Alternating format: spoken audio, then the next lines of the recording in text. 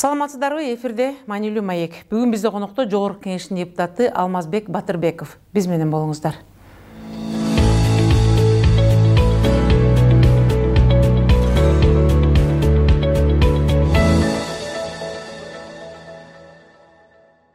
Саламатсызбы, Алмаз мырза, студиябызга куш келиптирсиз. Биз бүгүн ушул ар бир фракциянын жетекчилерин, партиянын лидерлерин чакырып, бүгүнкү күндөгү өлкөдөгү саясий абалга баа берүү же болбосо бүгүнкү күндө саясий абал өлкөдө кандай болуп жатат деген суроону берип жаттык эле. Анда эмесе ушул Кыргызстан партиянын лидери катары сизге да ушул суроо менен кайрылмакпыз. Сиздин пикириңизче бүгүнкү күндө саясий абал кандай өлкөдө? Саламатсыңарбы. Биринчиден чакырганыңыздарга ыраазычылык билгизебиз. Эми биз саясатта болгондон кийин чакырып баарлашып, оюбузду, пикирибизди айтып турсак, бул дагы коомчулук үчүн жакшы жагын берет, жакшы жагынан эффект болот го деген ойдомун да. Саясий абалды алып келсек, бүгүнкү күнү буюрса саясий абал тынч эле. Бирок ошол учурда саясатта баягы куралсыз көз менен караганда деп коебуз го, мындай караганда кандайдыр бир ошол саясий абалды бир курчутууга аракет кылган күчтөр жок эмес. Себеби өзгөчө акыркы убактары саясаттан, азыркы күн саясий аренадан алыстап калган, жумушсуз же болбосо ошол Жогорку Кеңешке саясий күч катары илинбей калган күчтөрдүн байма-бай берип аткан интервьюларынан, сүйлөгөн сөздөрүнөн эле байкасак болот да. Жада калса акыркы эле мына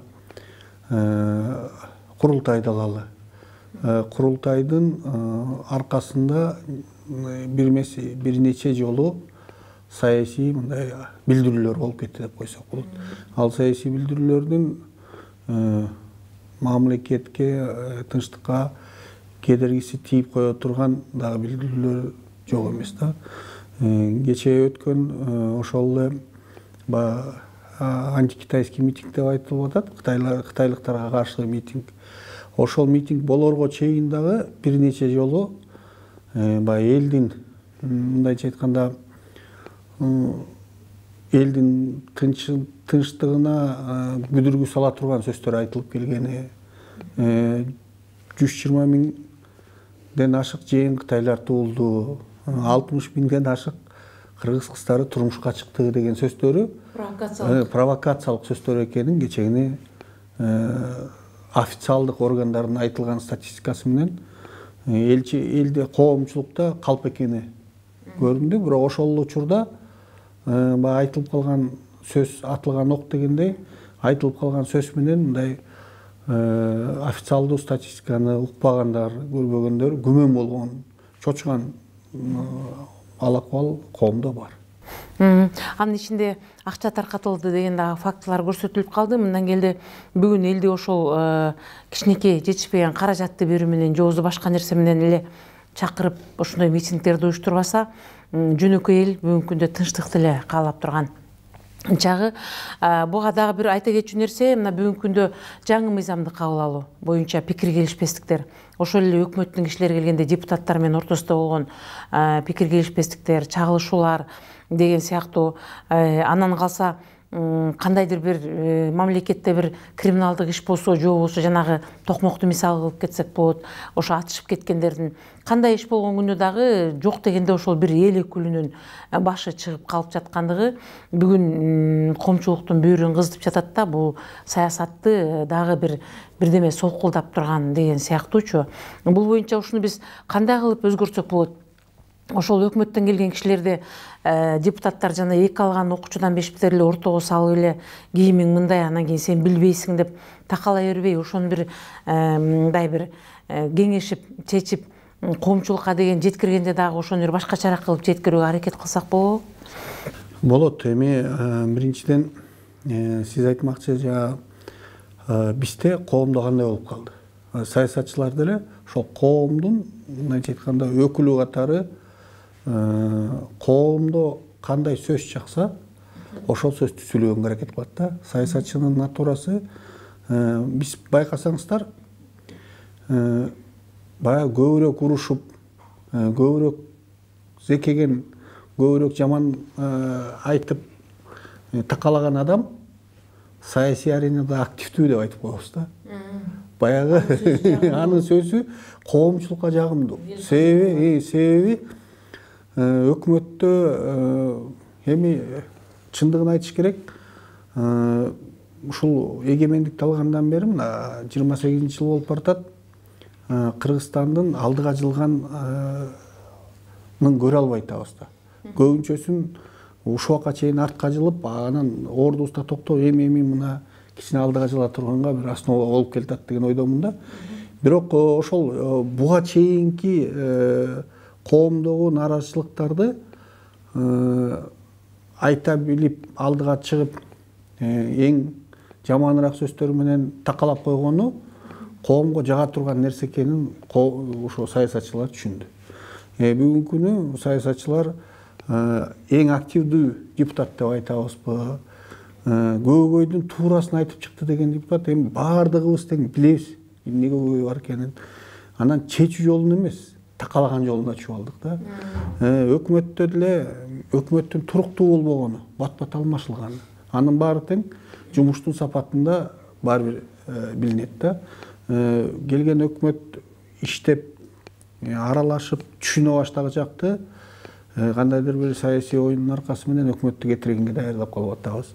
Саясатта жүргөн адамдар, саясий күчтөрдүн баары тең өкмөттү жылдырсак, биз саясий аренада баягы позициясы начарыраак адам позициябызды оңдоп алабыз деген ою менен, мындай бир өзүнүн кызыкчылыгы менен көп нерселер ошондон улам болуп атат го деп ойлойм да. Анан бирок ошол эле учурда анын баарына ошо өкмөт дейбизби, парламент депутаттары биз дейбизби, ошо бийлик бутактары өзүбүздүн да күнөөлүүбүз бар да. Себеби эгер иштей билип алдыга жылдырбайсек, анда биз кыйынбыз деп турмакпыз. Анан жумуш алдыга жылбаганы, коомдо жакшы өзгөрүү болуп атпаганын коомчулуктун көрбөгөнү ушул нерсеге алып келип такап атат да. Эң негизгиси биз өзүбүздүн мүмкүнчүлүгүбүзгө жараша аракет кылышыбыз керек деген ойдомун да.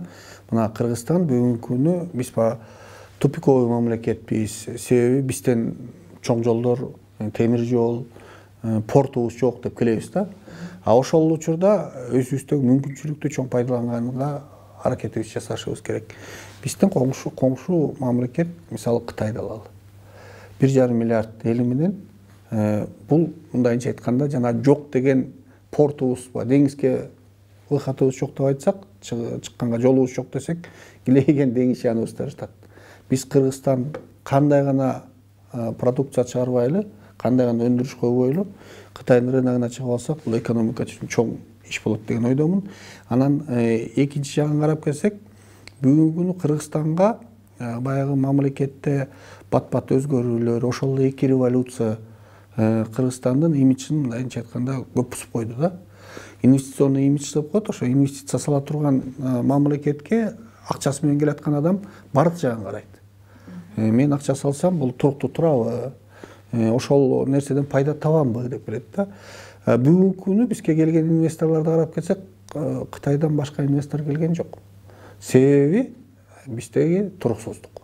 Ар бир митинг, мисалы ошо антикитайский митинг деле, ал Кытайга каршы митингби, башкага инвестор үчүн ал айырмасы жок. Ал Кытайларга каршы келген мен үчүн жакшы болот деп эч качан ойлобойт. Эртеңки күнү мен үчүн да жакшы каршы чыгышы мүмкүн деп. Ошондой бир митингтерди уюштуруп аткан адамдар дагы мындай канча мамлекетке зыян келтирип атам деген нерсени, жанагындай кур айтылган сөздөргө жетеленбесе деп чакыргым келет да. Эми эң негизгиси биз бүгүнкү күнү инвестиция керек, өндүрүш керек. Биз тартылбай аткан тармактарыбызды көтөрүшүбүз керек деп айтып атабыз. Анан ушул коңшу Кытай менен коңшу болуп турганыбызга туура жагынан колдонушубуз керек. Миграциялык процесстерди, мыйзамды катуураак кармасак, миграция маселесин көзөмөлгө алыштын бул ички өзүбүздүн саясатыбыз да. Анан мен ошо убакыттан пайдаланып элге да кайрылгым келет. Баягы кур айтылган сөздөргө жетеленбесек деген ойду айткым келет да. Андан кийинки сурообуз сиздин өзүңүздүн партияңызга тиешелүү бул Кыргызстан партиясы. Кыргызстан партиясы жакында эле ушул бир социалдык тармактарга чыгып кетти. Өзүңүздөрчө бир чогулуп кеңешме өткөргөнүңүздөр боюнча.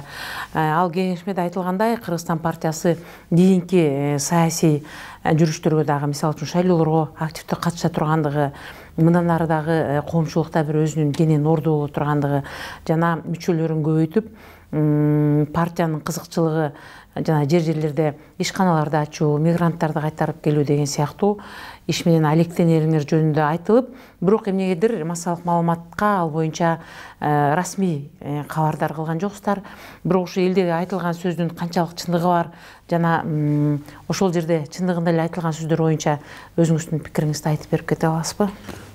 Эми социалдык түйүндөргө чыгып кеткени себеби партия деле бул баягы адамдардан турган саясий күч да. Ал адамдардын бүгүн эми техниканын жетишкен заманы, ар бирибиздин телефонубуз бар. Анан ар бир адам ошол жыйынды эмнеге өткөрдүк биринчиден. Ар бир саясий күч өзү күчүн деп эсептеген бул ошо тарапташтар менен чогулуп, алдыга койгон максаттарды талкуулап, анан команданы бириктирип кармашта да. 2015-жылы биз жаңы саясий партия болуп түзүлгөнүбүз менен, мына бүгүнкү күнү 3 жылдын башы өттү.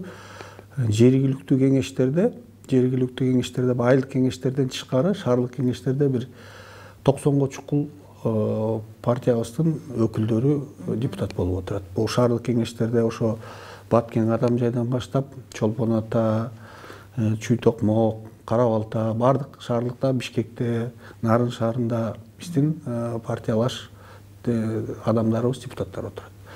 Ошол фракцияларды, ошол кеңештеги депутаттардын баарын чогултуп, жалпы мындайча айтканда бир жалпы стратегиясы ойлоп чыксак. Жанагы шайлоонун астында ар бир регион боюнча айтылган маселелер бар. Ошол маселелер боюнча жергиликтүү кеңеш эмне иштерди кылып атасыңар? Жогорку кеңештен бизден кандайдыр бир колдоо керекпи? Ушул көйгөйлөрдү чечүүнүн кандай жолдорун көрүп атасыңар деген талкуулар болду. Анан ошонун аркасы менен ошо ар бир райондо штаб жетекчилерибиз бар. Ошо штаб жетекчилерин, ошо айылдык кеңештин депутаттарын чогултуп, корпоратив деп коебуз го.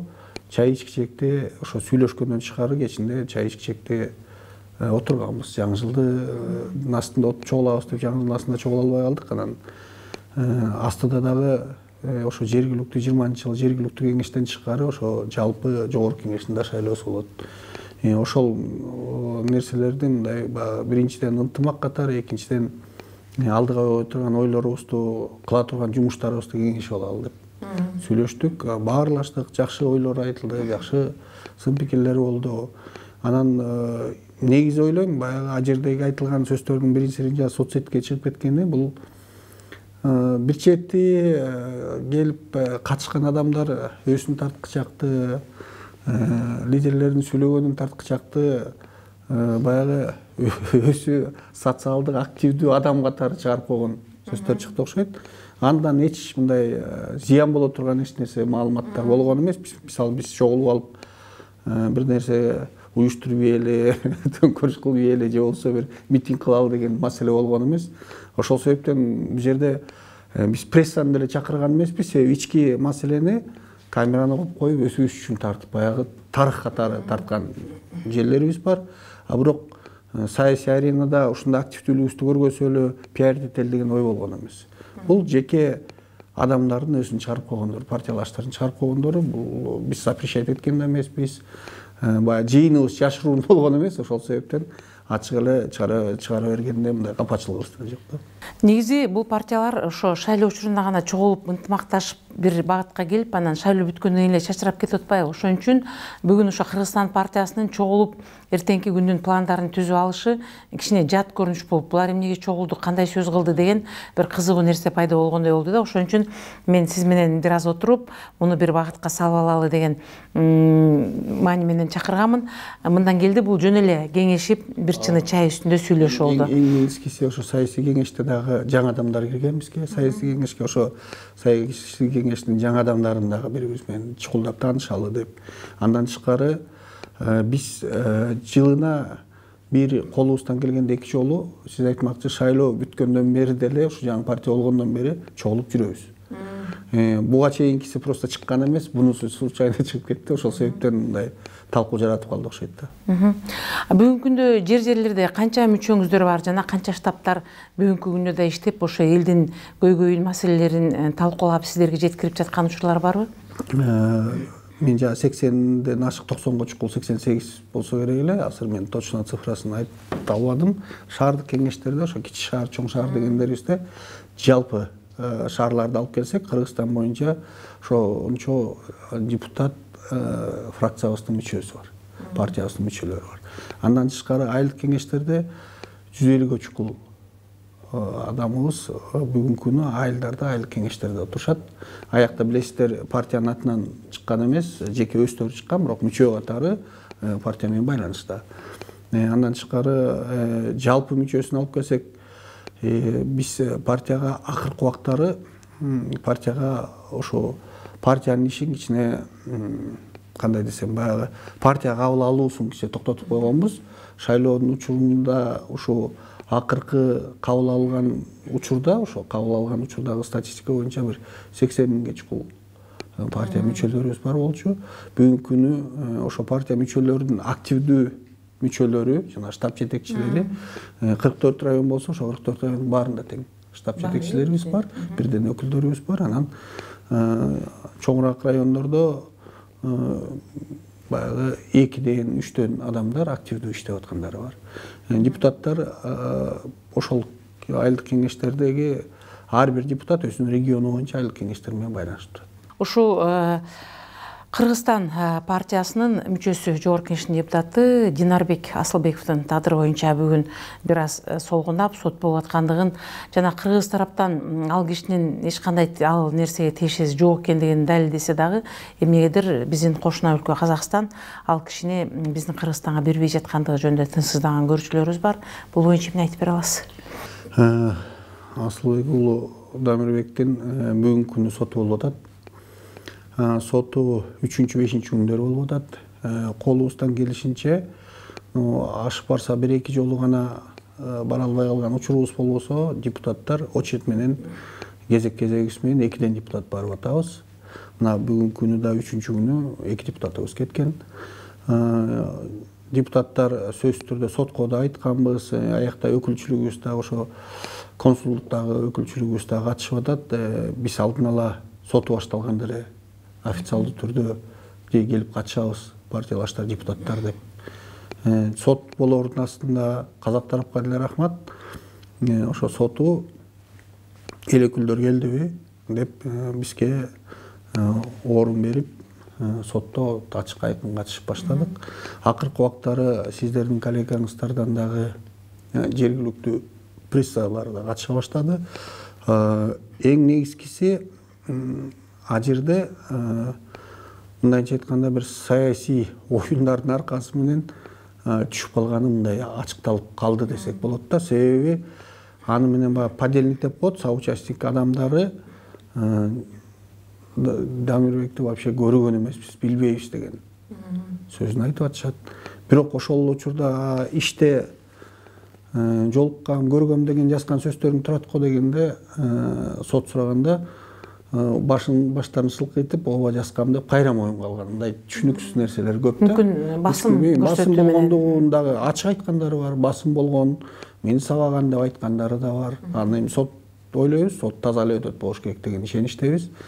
Бүгүнкү күнү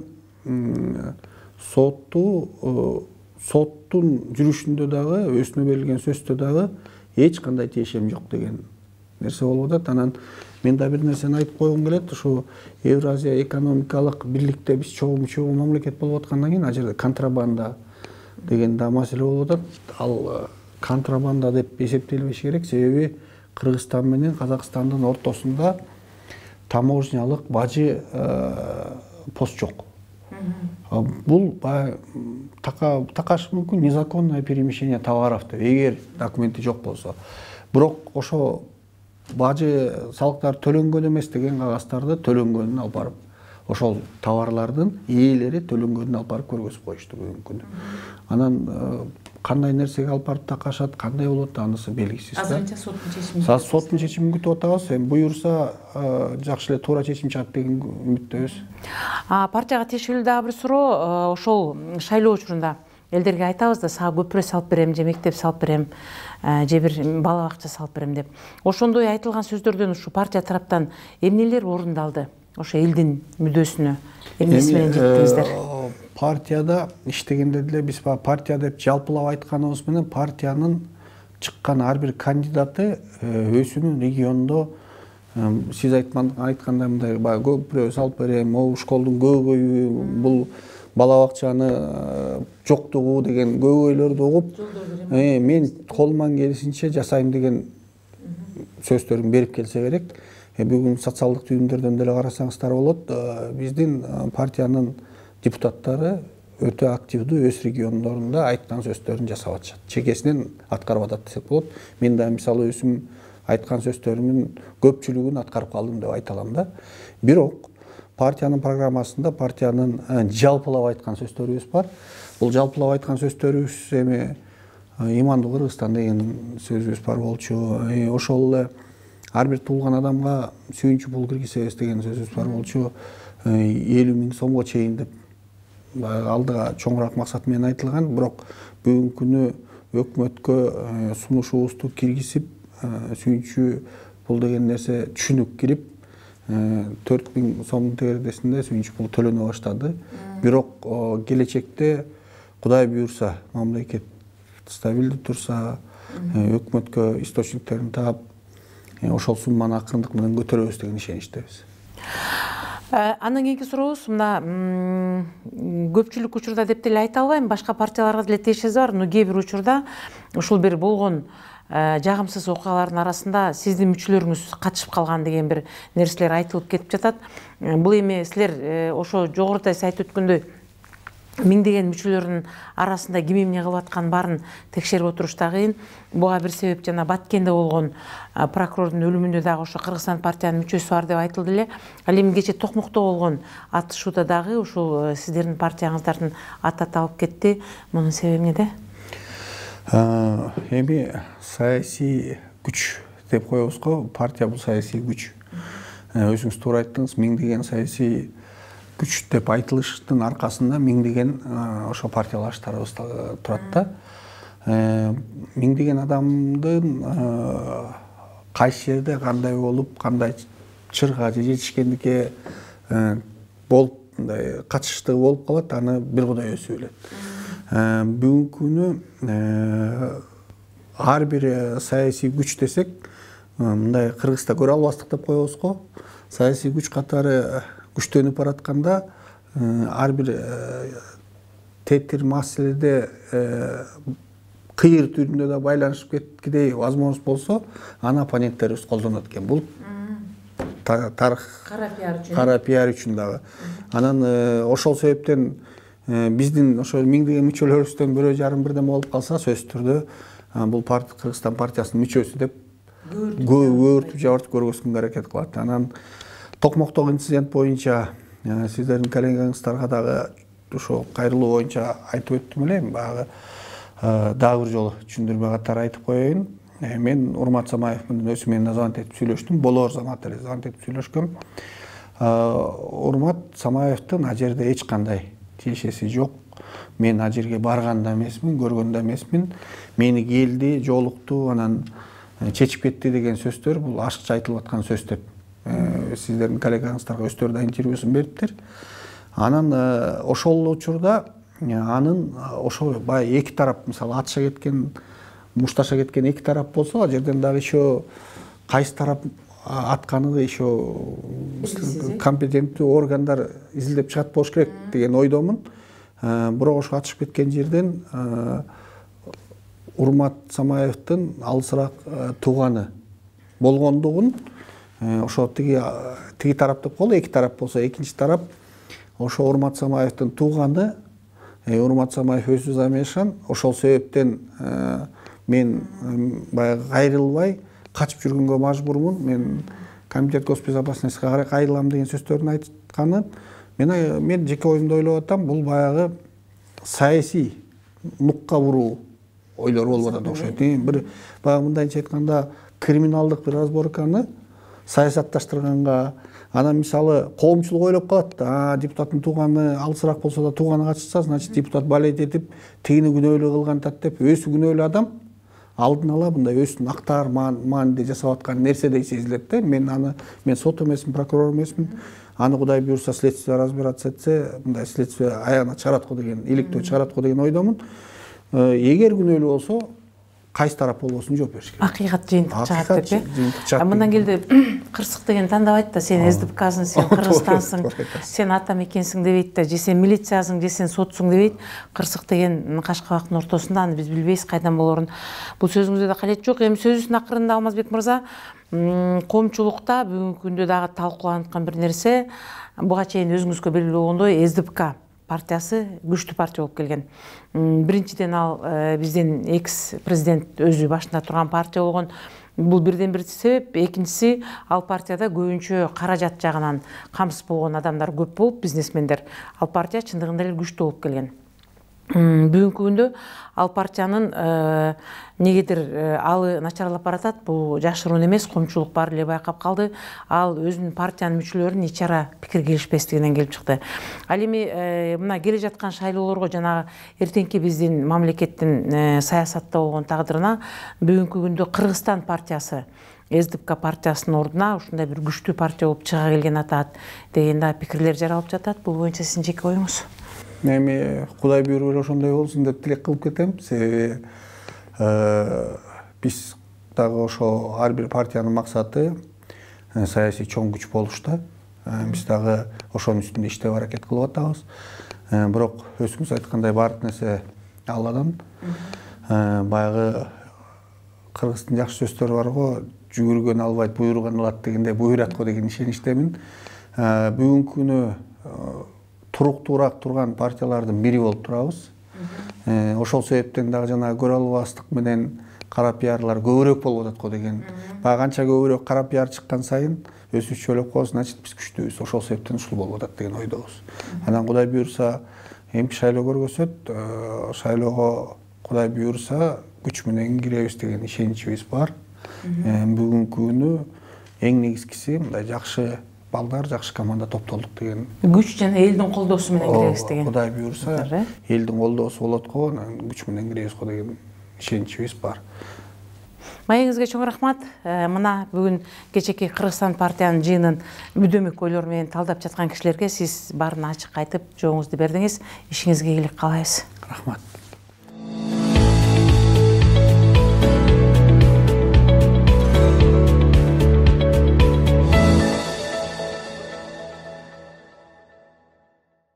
Ушуну менен маанилүү маегибиз соңуна чыкты. Сиздерге бүгүн Жогорку Кеңештин депутаты Алмазбек Батырбеков келип маек куруп берди. Берүүнү мен Үмүт Мукамбетова алып бардым. Кайрадан кездешкенче саламатта болуңуздар.